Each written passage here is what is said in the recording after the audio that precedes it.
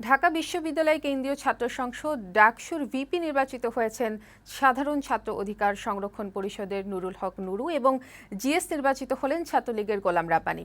আর AGS নির্বাচিত হয়েছেন ছাত্রলীগের সাদ্দাম হোসেন। রাত 3:30টার দিকে ঢাকা বিশ্ববিদ্যালয়ের সিনেট ভবনে নির্বাচনের ফলাফল ঘোষণা করেন উপাচার্য অধ্যাপক আখতারুজ্জামান। মোট 25টি পদের মধ্যে 23টিতে জয় পেয়েছে ছাত্রলীগ। এদিকে ফল ঘোষণার পরপরই বিক্ষোভ শুরু করেন ছাত্রলীগের কর্মী সমর্থকরা। তারা বলেন, ডাকসুর ভিপি পদে ছাত্র শিবির সমর্থিত নুরুল হক নুরুকে শিক্ষার্থীরা মেনে নেবেন না। ইউসুফ রানার প্রতিবেদন।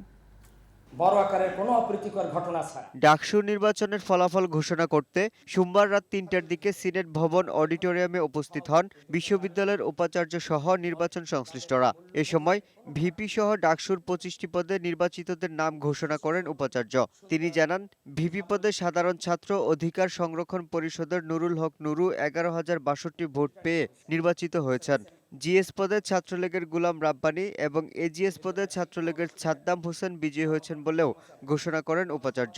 সহসভাপতি পদে মোহাম্মদ নুরুল হক তিনি পেয়েছেন 11,062 ভোট এবং নির্বাচিত। ফল ঘোষণার পরপরই বিক্ষোভ শুরু করেন ছাত্রলীগের কর্মী সমর্থকরা। তারা বলেন, ডাকসুর ভিপি পদে ছাত্র শিবির সমর্থিত নুরুল হক নুরুকে শিক্ষার্থীরা মেনে নেবে না। ছাত্রলীগের বিক্ষোভে বিব্রত হন উপাচার্য। এ সময় পরিস্থিতি নিয়ন্ত্রণে আনার চেষ্টা করেন ছাত্রলীগের কেন্দ্রীয় নেতারা। পরে ডাকসুর বিপি পদে পুনরায় নির্বাচনের দাবি জানান নবনির্বাচিত জিএস গোলাম রাব্বানী। টিচার আমাদের গার্জিয়ান তার বাসায় যে হামলা করেছে এবং যাকে ক্যাম্পাসে নিষিদ্ধ যে জামাত শিবির, সেই শিবির যাকে তাদেরকে সমর্থন দিয়েছে, তাদেরকে আমরা ক্যাম্পাসে শিক্ষার্থীদের প্রতিনিধি হিসেবে চাই না। এর আগে ভোট গ্রহণ শেষে 18টি হল সংসদে আলাদাভাবে ফলাফল ঘোষণা করে প্রশাসন। এতে 11টি হল সংসদে ছাত্রলীগের পূর্ণাঙ্গ প্যানেল নির্বাচিত হয়েছে। এছাড়া 6টি হল সংসদে স্বতন্ত্র জিএস এবং 4টি হল সংসদে স্বতন্ত্র এজিএস প্রার্থী নির্বাচিত হয়েছেন। ছাত্রীদের হলে স্বতন্ত্র বিজয়ী প্রার্থীদের সংখ্যা বেশি। নির্বাচনে 43,255 জন শিক্ষার্থীর মধ্যে প্রায় 25,000 শিক্ষার্থী তাদের ভোটাধিকার প্রয়োগ করেছেন।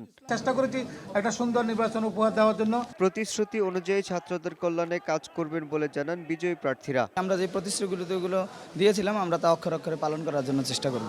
এদিকে পুনরায় নির্বাচনের দাবিতে বিশ্ববিদ্যালয়ে অনির্দিষ্টকালের জন্য ধর্মঘট ডেকেছে বাম সংগঠন সহ বেশ কয়েকটি ছাত্র সংগঠন। ইউসুফ রানা, বৈশাখী সংবাদ, ঢাকা।